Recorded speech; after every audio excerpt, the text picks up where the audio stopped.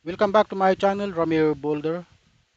Atin pong tunghayan ang panayam ni Karen Davila sa Governor ng Cebu na si Pamela Baricuatro.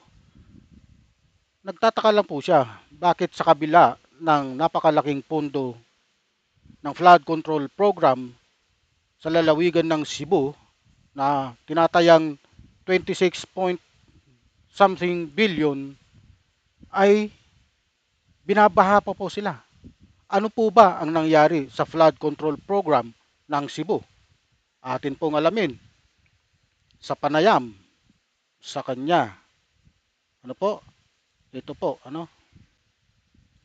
Of course, to feed them, to house them, to care for them until they rebuild their homes. We don't have the numbers yet, Karen. We're still in the process of determining the numbers for now. Okay. Yes. All right. Now, in your Facebook page, you posted 26 billion pesos of flood control funds. Ito po, 26 billion of flood control fund for Cebu. Yet, we are flooded to the max. Ayan po ang mga katagang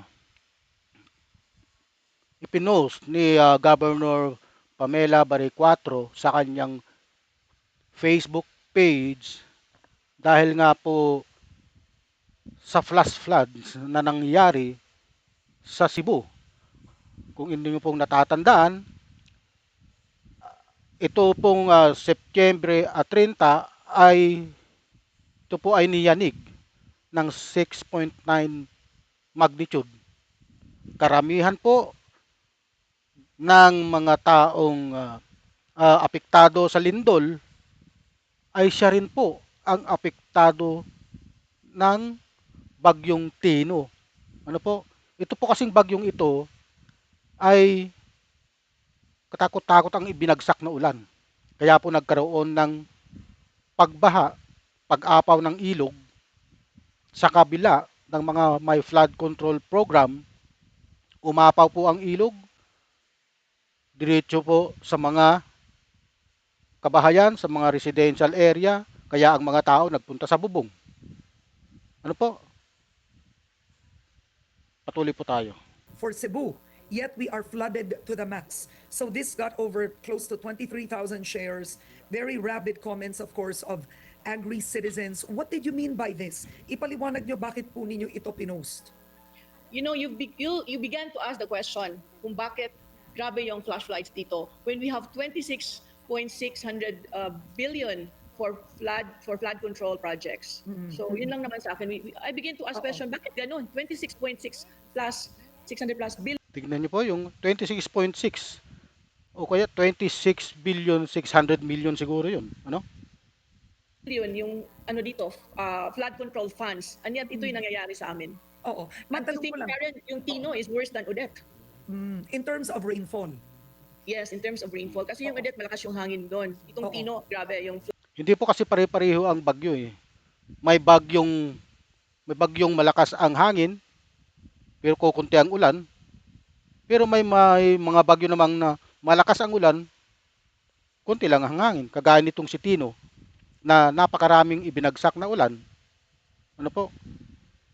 Pero kahit na sana nagkaganon na maraming ulan ang ibinagsak, kung may flood control sa isang area, hindi ganun ka devastated. Hindi ganun ang epekto. Makikita nyo po sa mga larawan na ipinakita ko last time sa aking vlog na akala nyo po yung area talaga pong parang winalis. Ano po? Parang nagkaroon ng napakalaking walis at hinampas yun mga kabahayan. Ayun, nagkadurog-durog. At hindi nyo na po makikilala ang Cebu ngayon na itong sinalanta ng bagyong si Tino. Kasi nga po, puro putik. Dati luntian, ngayon naging brown. Ano? Ito po. flooding talaga. okay. So matanong ko po sa inyo, ma'am, nung nanalo po kayo na governor, it's already been, I would say, nakaisang taon na po kayo, ma'am? Over 100 days, Karen. 100 days pa lang. Okay. Over 100 days. Have you Alin or, number? have you or your team ever seen the flood control projects in Cebu province? Kasi tama Yes. kayo, ang laki ng pondo, 26 billion. Nakita niyo po ba ang kalidad? Alam niyo po, itong si Governor Pamela Baricuatro, isa po itong supporters ng mga Duterte. Ano? And yet, kine-question niya ang 26 billion flood control fund. And yet, we experience severe flooding. Yun po ang sa kanya, hindi ko po sinasabi na hindi ko po gawa-gawa sa sapagkat mayroon po tayong interview. Nakalagay po dyan, Barrio 4, Cebu had over 26 billion in flood control funds, yet we experience severe flooding. At nakapost po yan sa kanyang Facebook page. Kaya para po sa mga DDS, aba, magtaka na po kayo. Bakit po ganito? Ang nangyayari, nakakapagsalita ang governor ng Cebu ng ganito sa kabila ng mayroon namang itinayong flood control program, ha? Since past administration pa. Ano po? Ito, magpatuloy po tayo. At ang mga flood control projects sa Cebu Province? Yes, Karen. Yeah, nakita namin and we submitted already reports regarding this one. Okay. But Can you yes. share the reports? Anong natuklasan po ninyo, ma'am? I think it's for ICI to divulge the information that we have submitted. Oo. Meron po silang natuklasan at isinabmit na daw po nila sa ICI. Ngayon, pinapaimbestigahan na po nito ng ating Pangulong BBM. Ano?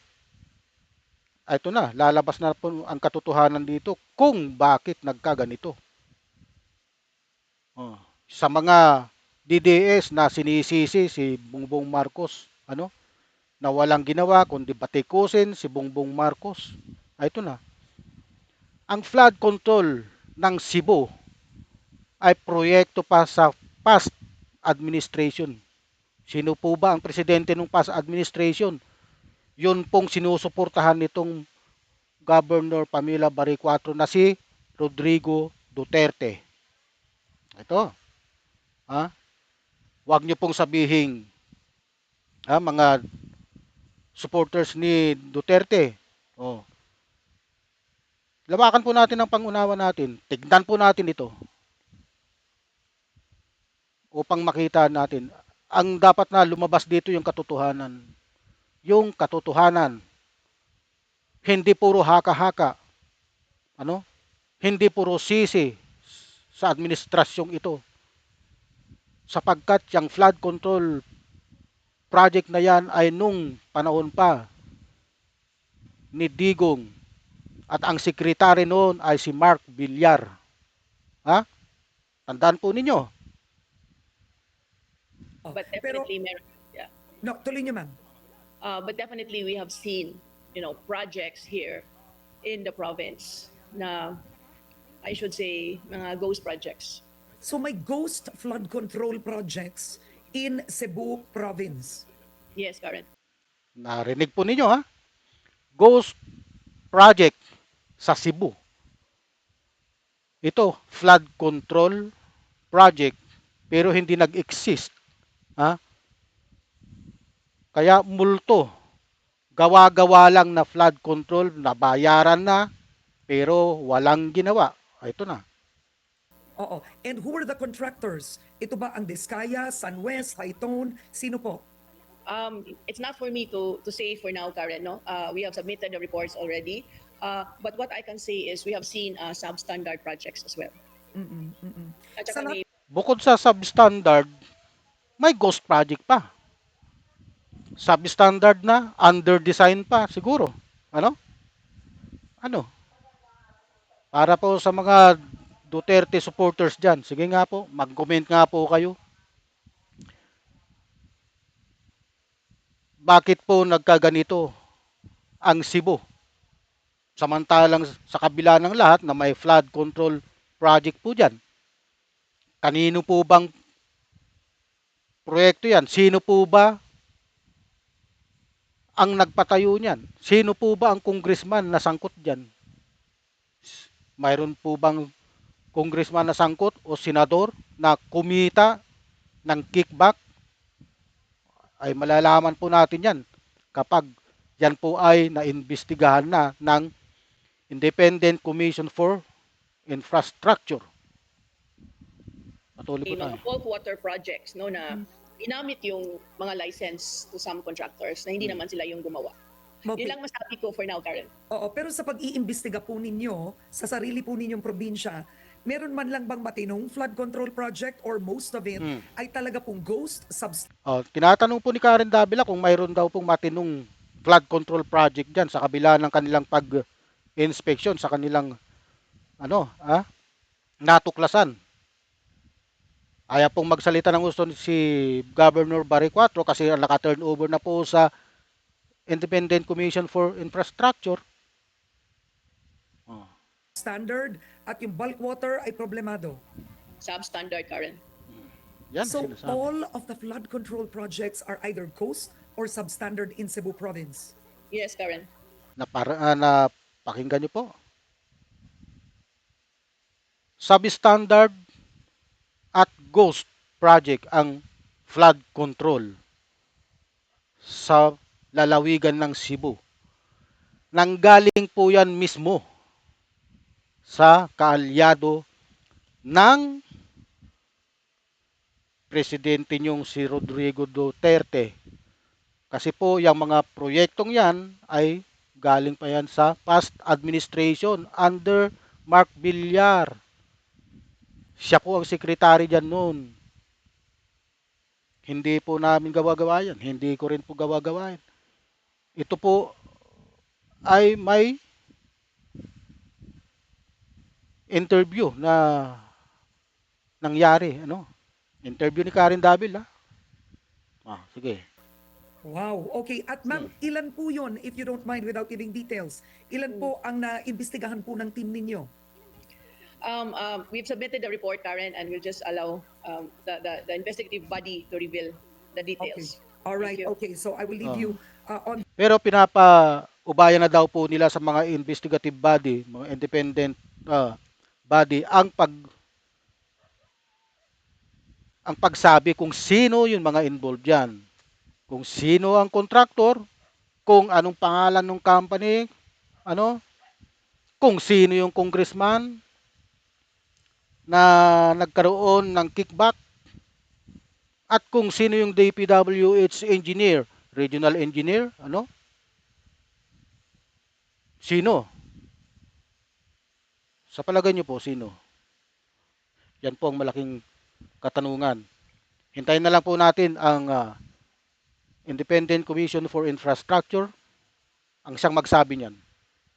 that, but do you believe that it was the past administration who is I- responsible? Definitely, Karen. Past administration, so tinutukoy, ang tanong ni Karen Davila, kung kaninong administrasyon, past administration, definitely. Ito ang sinasabi ko. Akala ko ba maayos, matino ang pamamahala? Kayo, tatanungin ko kayo, mga diehard Duterte. Hindi po makamarcos yan. Siya po ay supporters ni Digong. Supporters ng mga Duterte. Pero siya nagtitimbang ngayon. Dahil ayon po sa kanya, ang mga proyektong ghost at substandard na flood control project ay nagmula sa past administration, hindi ngayong present administration ni Bongbong Marcos. Sinabi po niya yan. Magpatuloy po tayo. Because I'm just here in just an over 100 days. Thank you. And by the time I got here, that's when the flood control, the president announced it during his SONA. Remember, that was around July when he Ito po si Pamela Barry Cuatro ang tumalok po kay Gwen Garcia yata, kung di po ako nagkakamali. Umupo siya noong 2025 May, nung June, kasi siya pong nanalo nung midterm election. Pag-upo niya ay nagkaroon na po ng mga pagtatrabaho. Siguro nag-investigate siya, no? At pag-upo niya, hindi pa siya nagtatagal. Sinalanta na ng lindol. Pagkatapos ng lindol, ito na ngayon, bagyo. Devastated ang area. He was the one who talked about the flood control projects. So So- has it been many years that the past administration, I mean, or that the province has been receiving flood control funding?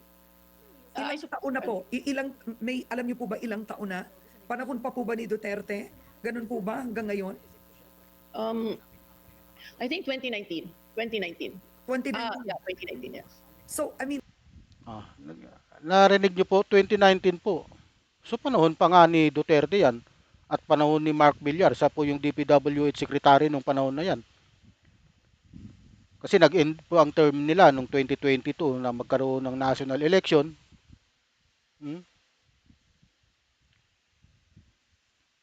noong 2016, it was also your predecessor, Governor Gwen Garcia, who was sitting in that chair. Were there flood control projects being built in Cebu then?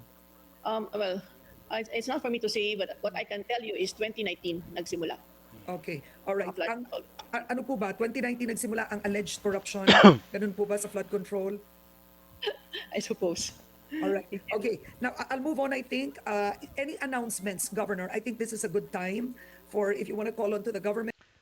Alam niyo po, yung flood control talagang na-master na po. Ano? Yung flood control anomaly ay na-master na po ng mga tao dito sa DPWH. Na-master na po nila. Yun po ang lumalabas na investigasyon ni Rogelio Bibsingson at nung mga kasamahan niya sa ICI. Nagkaroon ng malawak na connivance, na-master nila kung paano nila paikutin yung pera, paano nila paikutin yung proyekto na flood control, ghost project at under design. Bukod sa substandard, under design, kaya po nagkaganito. Ano? Hindi lang po sa Cebu. Buong Pilipinas po. Master. Master na master ng DPWH. Ha? Buti na lang may mga pumalit. Tinanggal po lahat yan. Andyan si Vince Dizon na hindi corrupt para i-overhaul yung buong DPWH. Baklasin lahat ng mga sangkot sa anomalya, mga corrupt na nagpapagamit sa mga politiko. Hmm? No? Nakakalungkot lang ang pangyayari sa Cebu dahil nga sa pagbaha na dulot ng Typhoon Tino, no? Sa kabila ng 26 bilyong peso na inihain po, ano? Inilaan, 26 bilyong pesong inilaan para sa flood control program.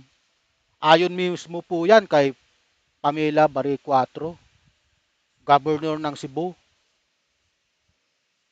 Bakit, sabi niya, bakit sila we're flooded to the max? Huh? Yan po ang binanggit niya pinost niya sa kanyang Facebook page. Dahil sa pagbaha na nagdulot ng maraming nasawi at maraming nasira ari-arian sa probinsya. Nagkaroon tuloy siya ng mga katanungan sa epekto ng flood control project na ginawa. Kung saan may 300 na proyekto ang natapos mula 2016 hanggang nagpatuloy ng 2019. Sabi niya po na 2019 na nagkaroon ng anomalya na ng flood control project. Ano po? Ayan po. Ayon sa mga eksperto, hindi sapat ang mga ginagawang flood control. Hindi sapat. Pero hindi dapat ganun. Kasi kung may flood control, kaya nga nagpatayo ng flood control upang maiwasan ang labis na pagkasira. Mayroon mang umapaw dyan, pero hindi ganun dapat ang epekto. Pero bakit napaka-devastated? Kaya nga siya po nagtataka ang governor ng Cebu na si Pamela. Dahil nga pinasukan ito ng corruption. Substandard, ghost ng tiwali. Mga tiwaling opisyal ng DPWH, nakasabwat. Ang congressman, kickbacks. Hmm? Kailangan ng masusing pag-iimplementa dito, at pag-monitor sa mga proyekto upang maiwasan ang anomalya at masiguro na makakatulong ito sa komunidad na apektado ng pagbaha. Tuloy po tayo. The private sector, ibahagi nyo na po lahat ng pangangailangan po ninyo ngayon, ma'am. Yes, I have already relayed to the national government anong kailangan namin dito sa Cebu. And I want to appeal also to the public na if there are any donations for Well, yan sa mga bagay na yan, maaasahan nyo po ang national government yan kasi hindi nga po, kasi ang gobyerno po natin ngayon ay hindi po namumulitika. Oras po ito ng tulungan sapagkat ito'y sakuna. Kailangan nating magtulungan. Kaya nga lang, minsan, ang mga DDS ay kailangan pa rin nilang maging mamulitika. Sa kabila ng pagtulong ng national government, marami pa rin nambabastos sa ating Pangulo.